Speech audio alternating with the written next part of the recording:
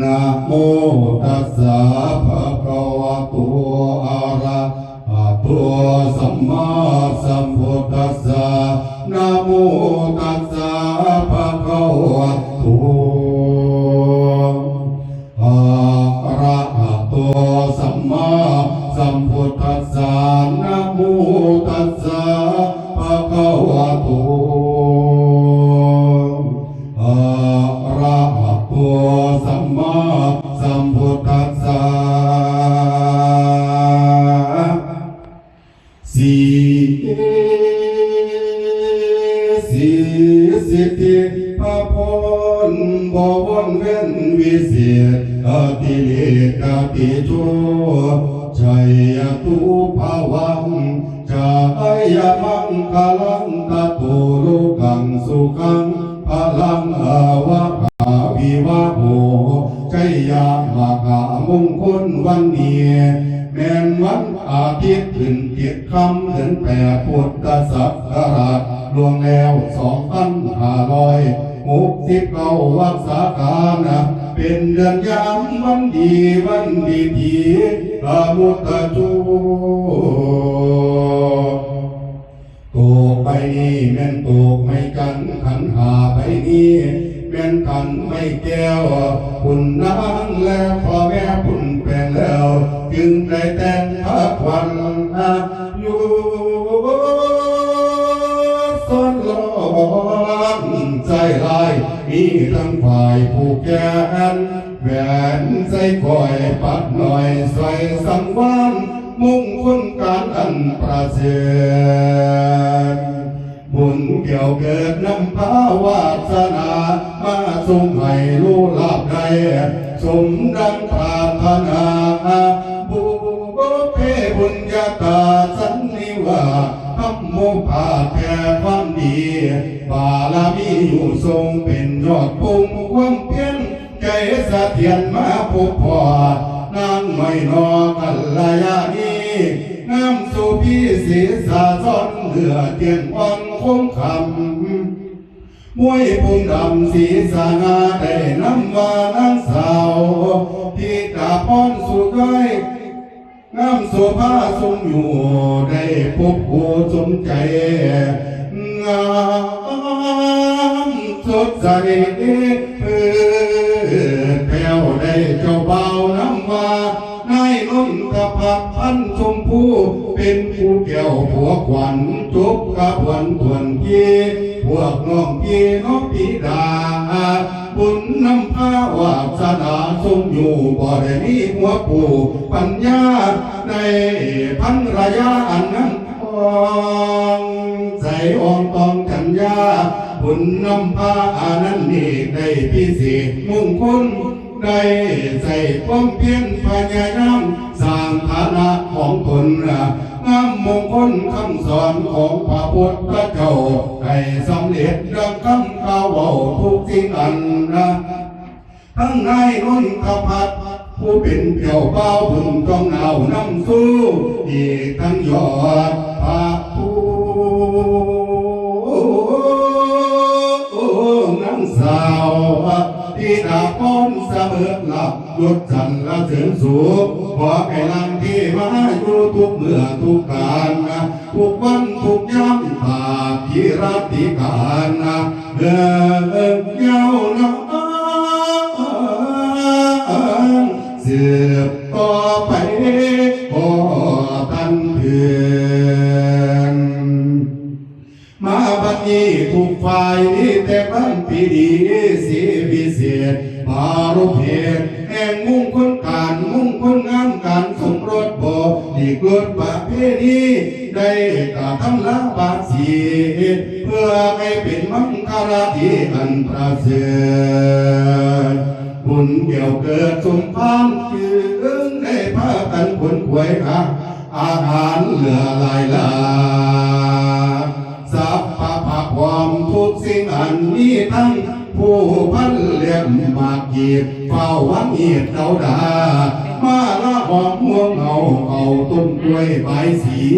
มีทั้งไทยเวดีเกียงปอน มีทั้งกาปูลาไก่ตัวผู้แต่งใส่ถูกสวยรวยน้ำอวยมวยเลือดแล้วเหล่ากองแก้วใส่ผ้าพันสักผ้าอาหารมีหลายลางได้มาบามวนมาแต่งใจผ้าปากไว้ถึงเสื้อตั้งเงินเมื่อยังดีมีเสียใจบ่เศร้ามาบัดนี้ก็จึงได้ไปอาราธนาเอาอาจารย์เจ้าผู้ชันลานมานำอาอื่นซึ่งควันว่าเสี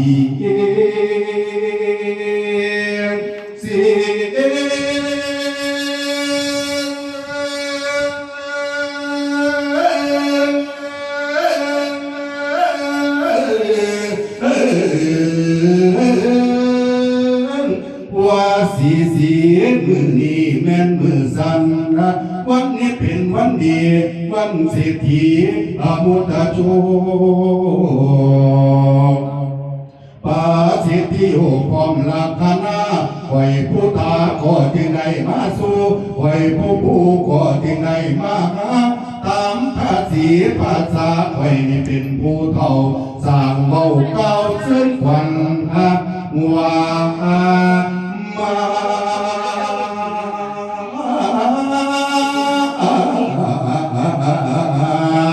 พาลันยาสาสื่อเอาควันอ่อนลาตาละกาน้อยอ่อน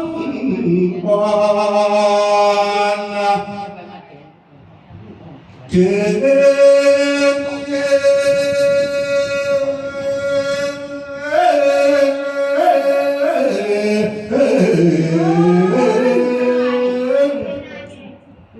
นเอาควันวันหน่อยลาอ่อนกินแดนะยืนเอาควันนั่งแพงให้ดวนมายาสายืนเอาทั้งควันนาควันตาคิวเดี๋ยวเพิ่นว่ามาเด้อขวัญเอ้ยควันเจ้าปากกาละเม็นภาคมันปุยน้ำแล้วให้เต้ามาให้เต้ามา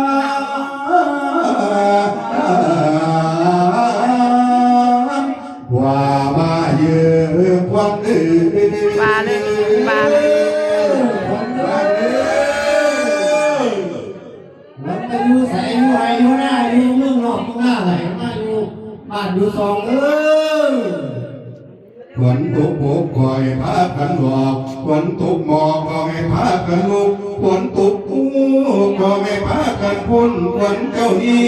อย่าได้ไปอยู่ซนในห่วยรอกแก้มปูแก้มป่าว่ามาเย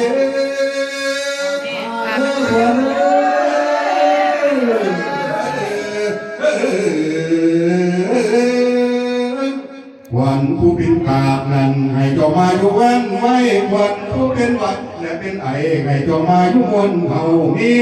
ทางขวัญผู้เท่านั้นให้คอยซัดให้ควันเท่าตามนั่งมาอยู่จุ่มว่าเด้อควันมานำทางเป็นคนคลองมานำคลองเป็นคนทางมานำทางเส้นกวงไม่ควยพวงนำหนาบาดปรังรถห่วยขอให้คนพวกเจ้านี่คอยลอยมาบา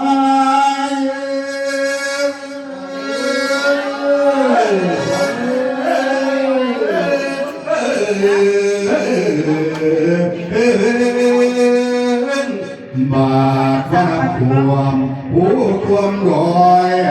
ให้ควันพวกเจ้าดีเคี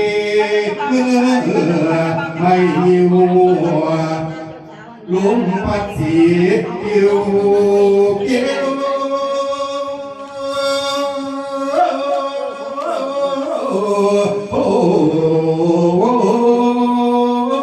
ลุมปัดสีน้อยกิ้วกิ้วควันพวกเจ้า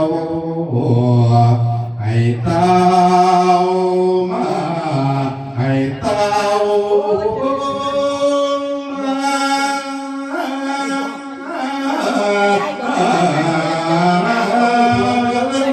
ว่ามาเยือกวันอื่นไอ้ควันพวกเจ้านี่ละมาจิ้มสิ้นฝ่าตัวก็ขอนาไอ้ควันเจ้านี่นา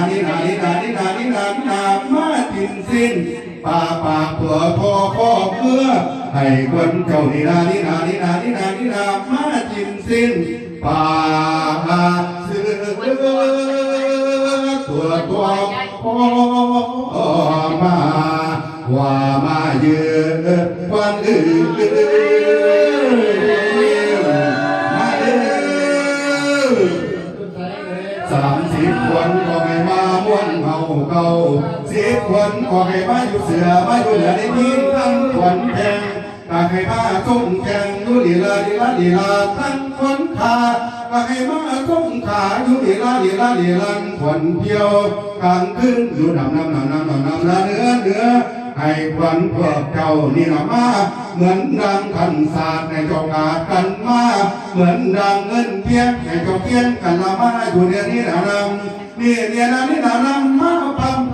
ำลำไว้เพียงกันนั่นแหละนะว่ามาเยอะคนอื่นว่าดังนั้นแล้วก็จึงหมายเอาฝ่ายของเกี่ยวมงคลคุณดีความงามดูอาผู้คนหลานเขียนหลานว่ามาเยอะ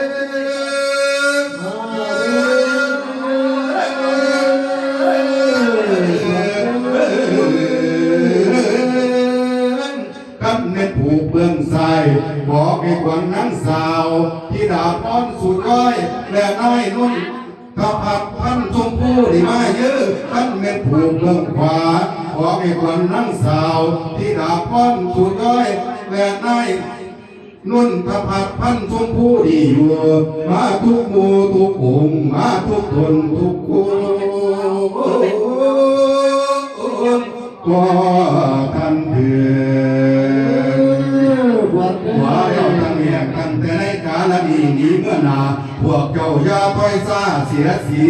ให้พวกเจ้านี้มีอายุยืนยาวอย่าได้สั่นมันในพวกเจ้ามันปานงามเขาปวงหักมันในพวกเจ้ามันปานข้างหมูถอกเคลื่อนมันในพวกเจ้ามันปานเกินสั่งหุ้งมันในพวกเจ้ามันปานผงสั่งล้อมันในพวกเจ้ามันปานก้อนหินแดงแกงในพวกเจ้าแกงปานก้อนหินหลาดสูงเทียมอาจเขาสมิงใหญ่เพียงก่อขวัญพวกเจ้านี้อย่าได้หักใหญ่เพียงหลับขวัญพวกเจ้านี้อย่าได้คุณอย่าได้มนเหมือนกองอย่าได้มองเหมือนเต้าอย่าได้เก่าเสียสี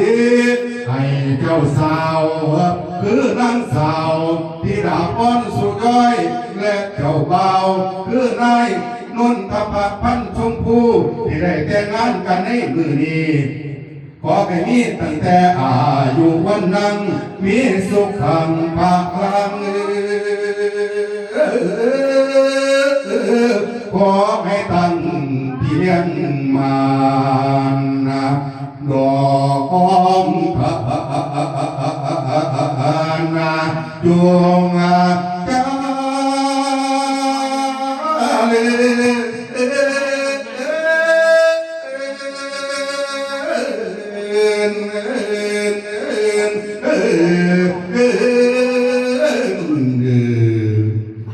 สัพเพพุทธาภรปตาปเกกนันจะยังพระรังมรหันตนันจะเตหินะรักขันพันธมิสัพพโสโสรโตสุติโกพิรุณหูพุทธศาสนาอารโกโหหิสังหาสัพเพหิยาติภิสาธุ